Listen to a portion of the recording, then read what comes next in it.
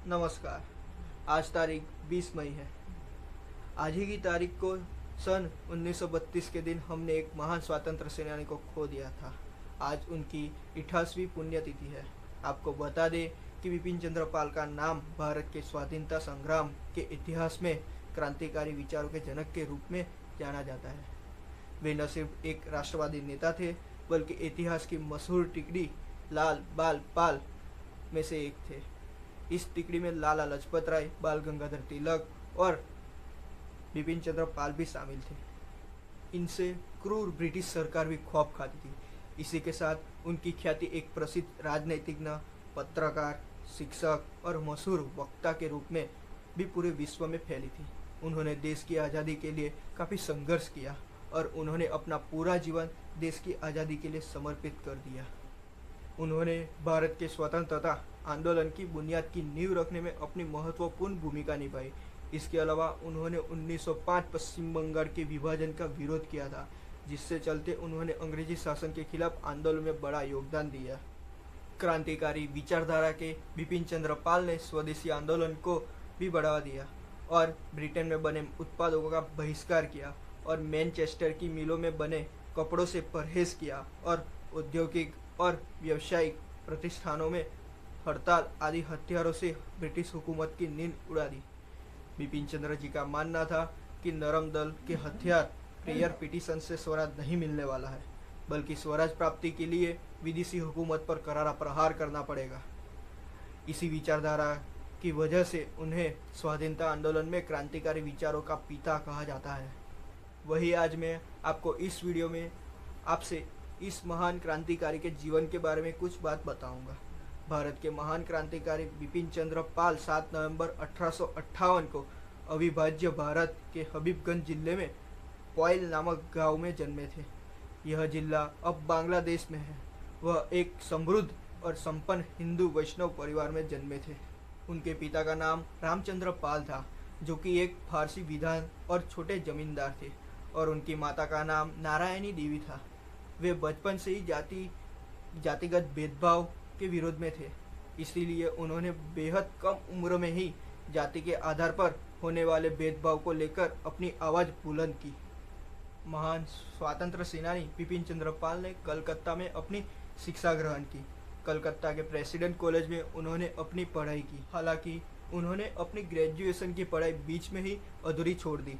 दरअसल बिपिन चंद्र पाल की शुरुआत से ही पढ़ाई लिखे में कुछ खास रुचि नहीं थी, लेकिन उन्होंने अलग अलग पुस्तकों का व्यापक रूप से अध्ययन किया था। वही बिपिन जी ने एक हेडमास्टर के रूप में अपने करियर की शुरुआत की थी। इसके बाद उन्होंने कलकत्ता के सार्वजनिक पुस्तकालय में एक लाइब्रेरियन के रूप में भी काम किया।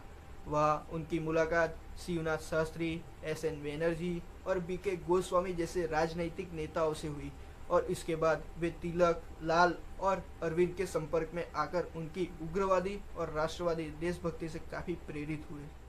बिपिन चंद्र पाल लाल बाल पाल की टिकड़ी में से एक थे, जिनमें से अन्य दो लाला लाजपत राय और बाल गंगाधर तिलक थे।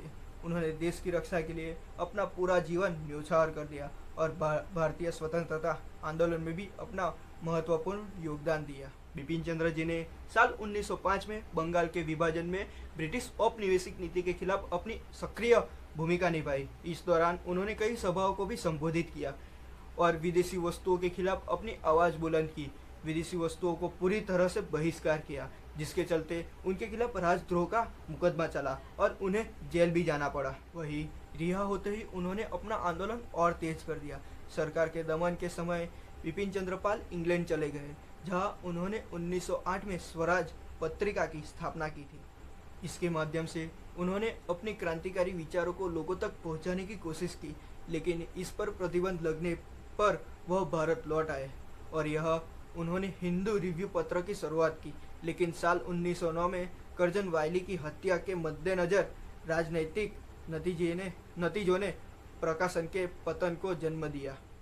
बाद में वह चरमपंथी और राष्ट्रवाद से दूर चले गए और उन्होंने महान संघीय विचार के रूप में राष्ट्र के एक संघ का निर्माण किया।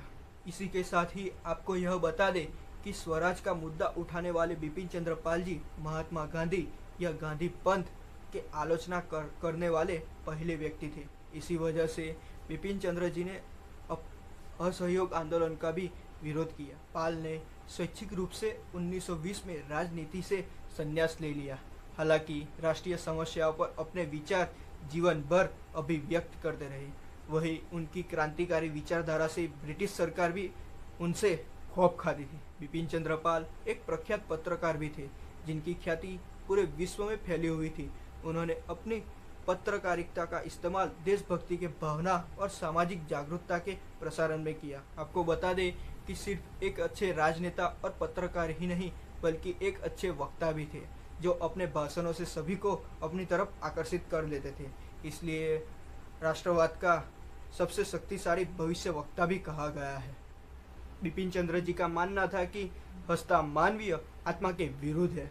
ईश्वर ने सभी प्राणियों को स्वतंत्र बनाया है। हमेशा राष्ट्र के हित में सोचने वाले बिपिन चंद्र पाल जी ने महसूस किया कि विदेशी उत्पादकों की वजह से देश की अर्थव्यवस्था खस्ताहाल हो रही है, यहाँ तक कि लोगों का कामकाज भी छिन रहा है। जिसके बाद उन्होंने स्वदेशी वस्तुओं के इस्तेमाल पर जोर दिया और लोगों को इसके इस्तेमाल के लिए प्रेरित किया। इसी के साथ वह ब्रह्म समाज के विचारों से काफ़ी प्रभावित थे। उन्होंने विधवा विवाह का खुलकर समर्थन किया, यहाँ तक कि उन्होंने विधवा से विवाह कर एक आदर्श प्रस्तुत किया था। वे जातिगत भेदभाव के भी कट्टर विरोधी थे।